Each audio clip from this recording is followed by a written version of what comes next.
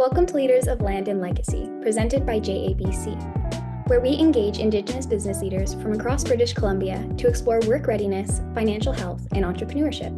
If you want to learn what makes these leaders successful and how you can apply these lessons to your own life, then you're in the right place.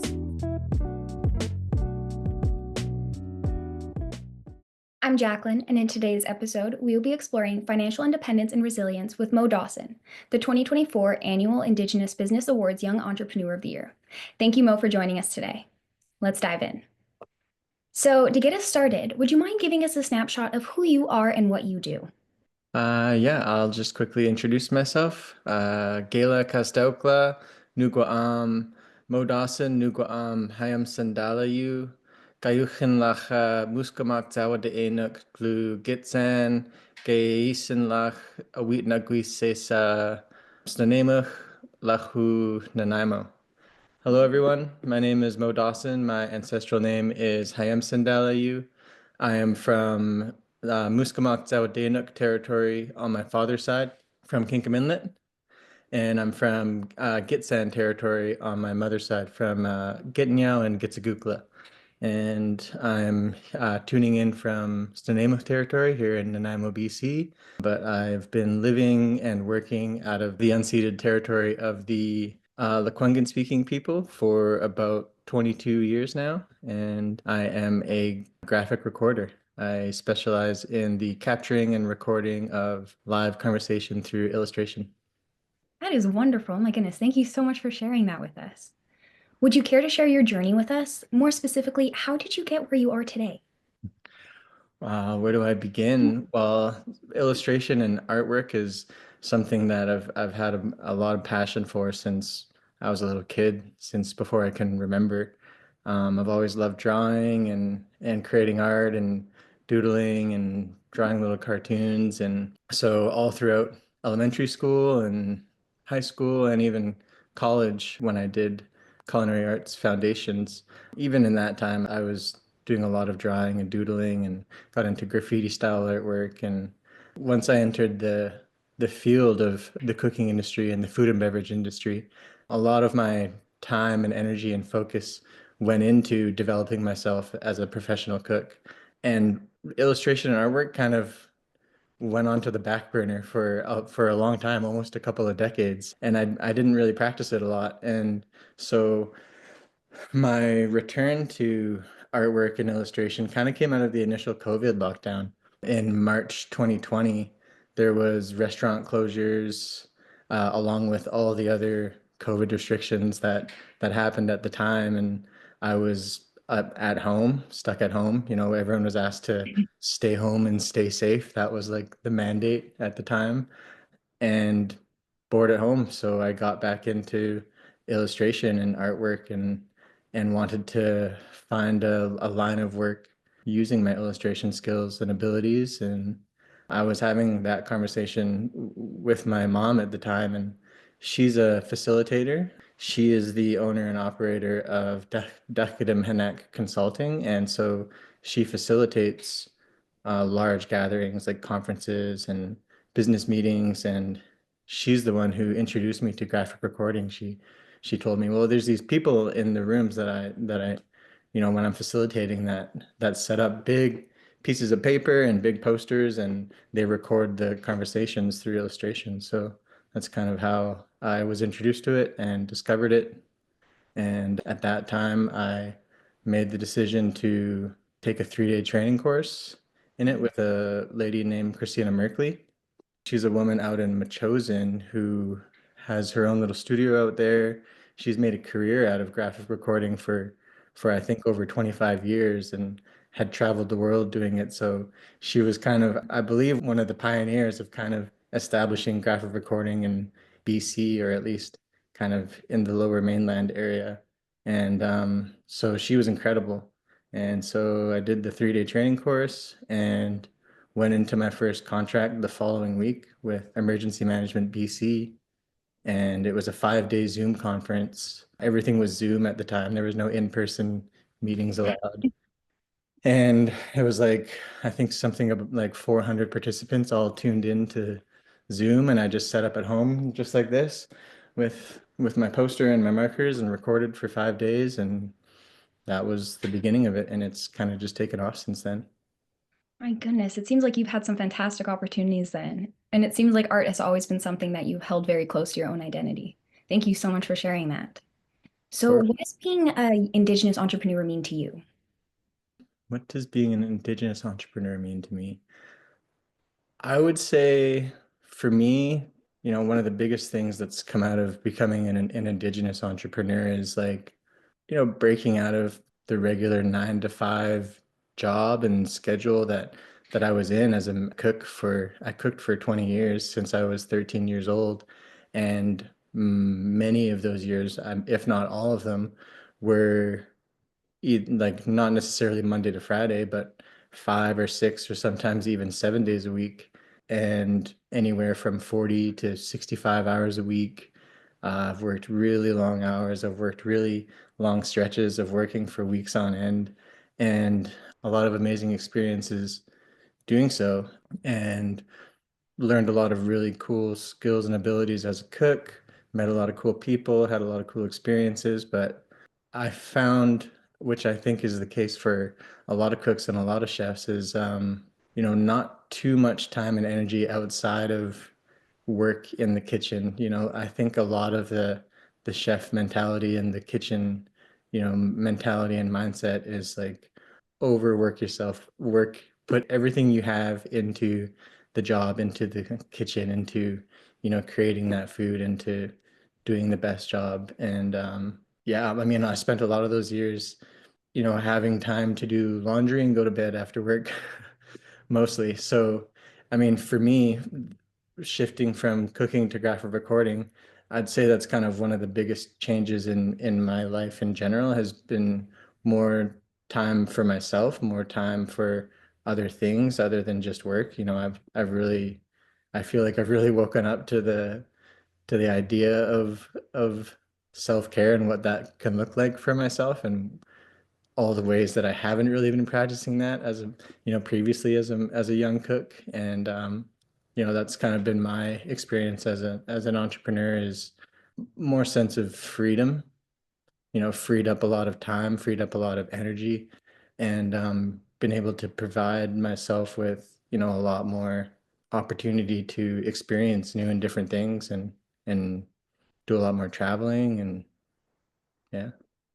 That was an amazing answer. Thank you so much for that. It really seems like that life-altering decision makes a lot of choices, not only for your own life, but also for your work life as well. That's fantastic. Thank you. So moving forward a little bit, how can starting a business help someone become financially independent? Well, I guess I will share from my experience. It was a bit of a leap of faith going from working for a company or working for an employer and being on a payroll and jumping into starting a business, working for myself, being a sole proprietor, which is all contract work, and it's based on whatever contracts I find or present themselves. And in the beginning, it was, it was a pretty nervous feeling to know that I don't know when my next contract is going to be, when my next income is going to be, when what my revenue is going to look like for the year. So it takes a level of trust and putting your energy into creating that client base and building that customer base and getting your name out there and networking. And I feel like I was very fortunate in the beginning of my career as a graphic recorder. And, like I was saying, it was my mom who introduced me to graphic recording.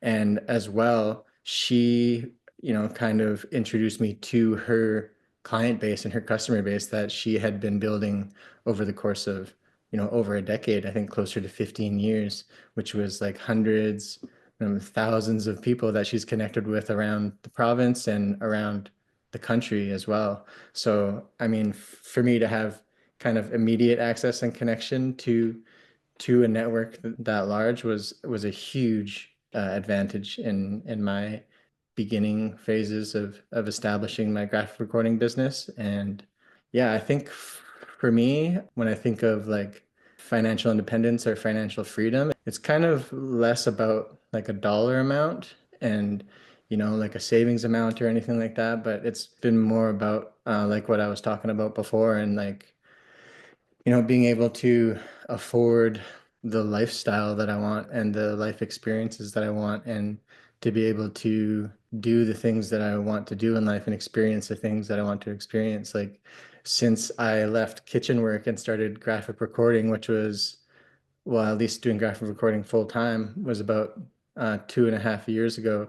And I've gone on a lot of trips and done a lot of traveling in those 2 years, basically as much as possible.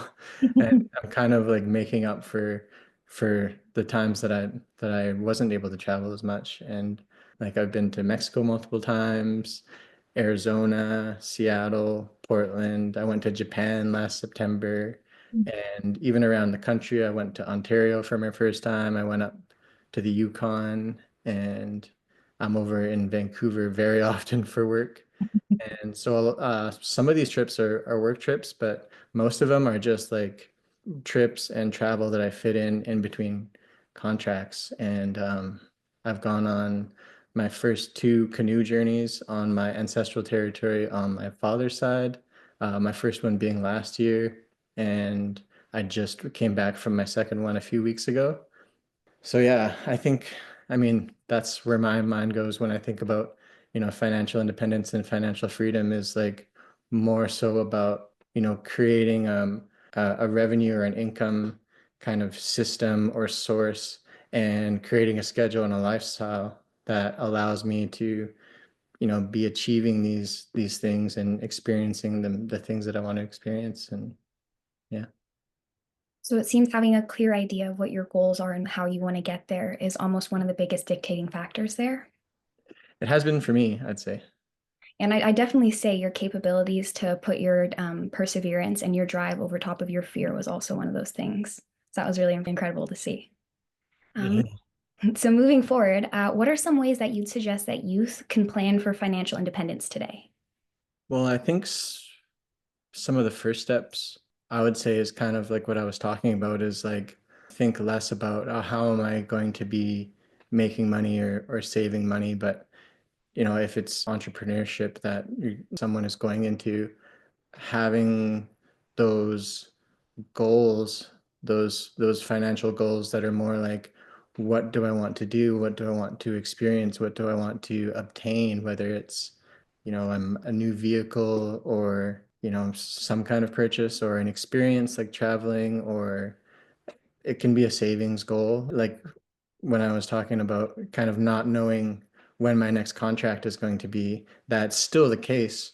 Over the years that I've experienced being a graphic recorder, I still have moments of not having my next contract lined up. And sometimes it's like maybe 2 months of no contracts. So, one goal I had to set was how much of an emergency fund or kind of like a slush fund, I guess, just to kind of have in place for when there's not as much work, there's not as much contracts. So setting those goals of like how much do I want to have set aside for when it's slower, how much do I want to have set aside for traveling, and how much do I want to set aside for, buying my first vehicle or buying, whatever it is. And so I think that's a good first step is kind of setting goals and envisioning like what is it that I want to do and what is it that I want to achieve and so that's a good first step. And I think for me, as far as figuring out how I'm going to run my business or, connect with those clients and get contracts, I think for me, it has sounded kind of counterintuitive, but I've been able to experience the significance of, really focusing on the service I'm providing and you know, graphic recording is something that I really care about and I really have a passion for. And when I first got into it, it actually was kind of like a very singular, simple reason for getting into it. I didn't know too much about it, but I knew that I wanted to use illustration skills somehow for work and to be able to make money. So it was kind of very simple. And what has, come from being in the graphic recording industry and gaining more experience as a graphic recorder is a fascination and a passion for like the visual storytelling side of it and the aspect of arts-based storytelling and visual storytelling and being able to listen to so many amazing conversations in all different areas of the province and of the country and hear people's stories and hear their struggles or their successes or their ideas, just their stories, whatever it is that they have to share. And I play a role in helping those stories be heard and be seen in a visual way. And that's not something I ever really kind of expected or predicted, but it's something that like I'm finding I really care a lot about. And so focusing on that aspect, focusing on developing that, how can I do that better? How can I tell the stories more accurately? And how can I develop myself as an artist? How can I, level up my illustration and my visuals? And I really believe that focusing on those things will help to achieve, the income, the financial side. When people are looking to hire anyone, they want to hire someone who they can see they really care about what they do. They really have a love or a passion for what they do, and that's been my experience, and that's kind of how I view it, I guess. Thank you so much for sharing that. So it seems that like two of the most important things would be one, find something that holds to your own values and your core beliefs, but also to find something that is within your limits, but not to allow those limits to fear you or dictate where you're trying to go. Thank you. Exactly. So, what role did mentorship play in your transition from the cooking world to graphic recording? Well, I've been very fortunate to have a number of mentors. I think as far as, as I transitioned into well, like out of kitchens into graphic recording, which is, very much, I suppose you would say like a consulting industry. I work a lot with consultants, consulting teams, and I record conferences and forums and symposiums and, really large gatherings and almost 100% with Indigenous organizations and Indigenous groups like First Nations communities and also a lot with institutions like a lot of universities, UBC, UVic, Royal Roads. I've worked very often with Royal Roads. And so I got a lot of mentorship and guidance from my mom who's been running her own consulting business for close to 2 decades, and so kind of really helped me to get familiar with like the lingo, how to interact with customers and clients, and how the invoicing and the estimates and the emailing back and forth and the determining what the contracts will look like, and that whole kind of administrative side of it, because like I said, I really got into the work because I love to draw, because I love the art side of it. And so I've been enjoying the other side of like how to start a business, how to run a business, and how to grow a business, and that's all new to me, and kind of just figuring out as I go along. That got some really good training from Christina Merkley in the beginning. That really kind of helped to kickstart and start strong. I worked with a woman on that first contract that I mentioned. That 5-day Zoom conference was a woman named Kelly Foxtrot Poirier of White Raven Consulting, I believe, and she provided a lot of kind of tips and tricks on how to create the visuals and how to make it look kind of like one cohesive piece, and how to create balance on a poster. And when I was thinking of this question and I guess kind of preparing to answer, I thought about how much mentorship I received in my cooking career and how that has actually kind of transferred over into my new career and played a role in how I've built my business as a graphic recorder, and how much transferable skills there actually was from that. And that's something I didn't really expect or predict either, but I'm realizing like all the ways that I kind of just naturally work as a graphic recorder is like attention to detail. There's creativity in both fields, organization, critical thinking and creative problem solving and adaptability and all these things I've ended up being faced with in my career as a graphic recorder, being like, oh yeah, I've done this for years as a cook, and now I'm able to kind of apply that to my new career. So I guess I'm just wanting to give credit to the mentors I've had, the chef mentors I've had over the years as well. It's so interesting how the things you learn in one area can transfer to another thing. It's almost like learning is all inclusive in that manner. Yeah, One of the most important things is never underestimate the value of connection, especially no matter what field that you're learning in or what field you're hoping to get into. So that's thank you. true. That was really important. And how does culture influence the way that you run your business? That's a really like interesting question because I think for me it seems to have all been really tied together. When I left, the kitchen industry and the cooking industry, I knew that I wanted to do something with art, and I've known that I've been wanting to be more connected to my cultures on both sides of my family, Gitsan and Zawadinuk, and that I wanted to, be able to spend more time with family and with friends and just have more time for myself.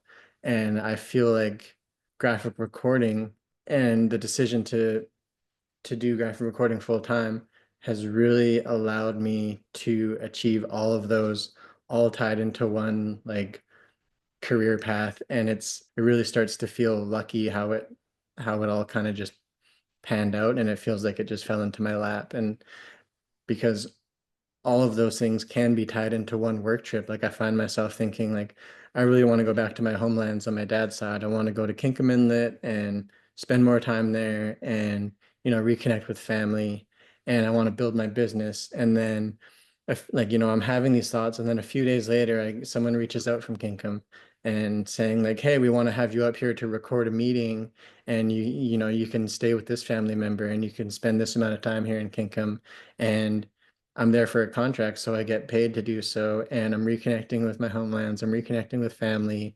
I'm reconnecting with my culture. And I'm practicing, the thing that I love to do, which is drawing and artwork. And it's all tied into one. So that's been pretty, pretty crazy to experience within a job, within a career path. And it's been very fulfilling. And I'm able to kind of capitalize on opportunities to reconnect with culture with the nature of contract work where there's busier months or busier weeks, and then there'll be some weeks or months where there's little or no work.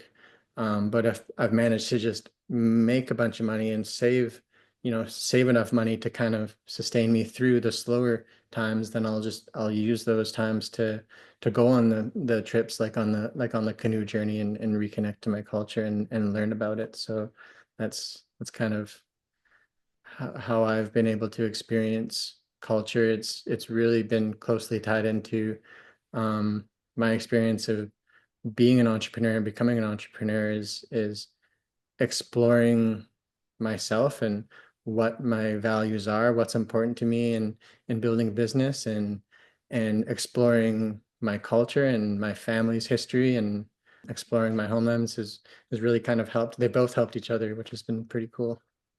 No, thank you for that. So would you say putting an emphasis on culture almost creates a holistic approach to business? I'd say so, yeah, for sure. Thank you for that. And just out of curiosity, would you mind describing your background there? It's so intriguing, and I assume this is something that you've worked on as well. Oh, yeah. Because you mentioned it earlier. Oh yeah, so this is one of the more recent. This is the most recent recording I've done that I finished recording a gathering just a couple of days ago. It was a Indigenous youth conference hosted by Indigenous Prosperity, and it was down at the Songhees Wellness Center in Victoria. And yeah, so it was a 2-day gathering. So you can see up top was day one.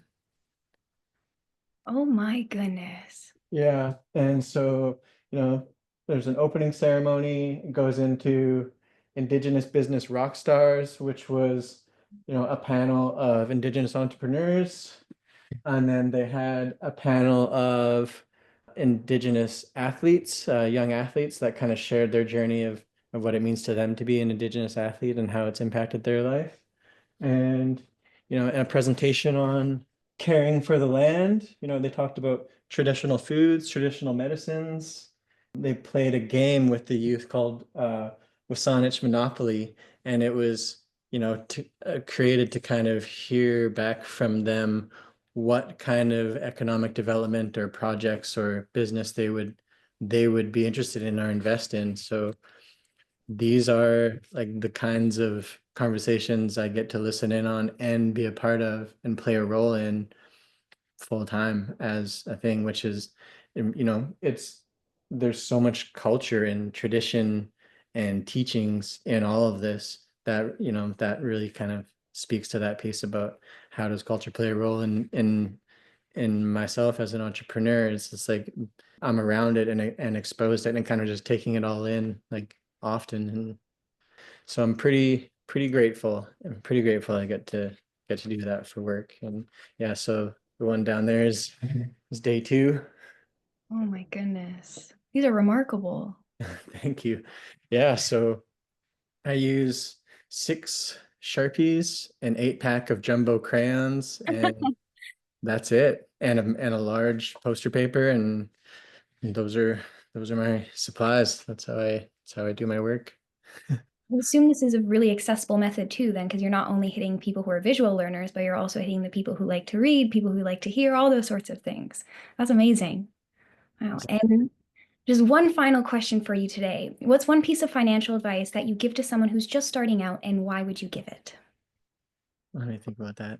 It's a loaded one, that's right. Yeah. Yeah.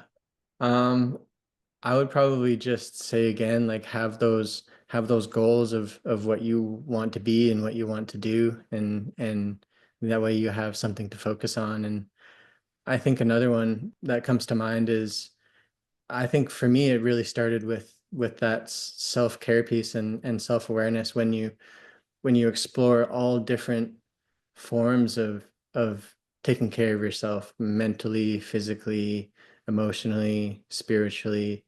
I heard a saying that was like if you polish over here, you'll shine over here. And it's because when you take care of your physical health, your mental health will improve, and you take care of your mental health, your emotional health will improve. And when all of these are kind of improving, you're taking really good care of it, you're going to be in a place where you're making better financial decisions and you're in a better place to receive, the clients and the contracts and the income when it does come, and to be able to better put it towards the things that you really want, and to be smart with it and to make healthy decisions with it. And so yeah, I think that would be my advice. That was amazing. Thank you so much for that. So, just to recap a little bit, putting an emphasis on holistic approaches is really important. Valuing community and not underestimating it by any means, no matter which area it's in, and knowing your limitations. Would you say those were some of the most important factors there? Yeah, about sums it up. Awesome. Well, thank you so much for joining us today. We loved having you here and we loved everything that you shared. It was a great experience. So, thank you very much and have a great rest of your day. You as well. Thanks for having me. Thank you. Thanks so much. Thanks for listening to Leaders of Land and Legacy presented by JABC. To learn more about our programs, visit jabc.org.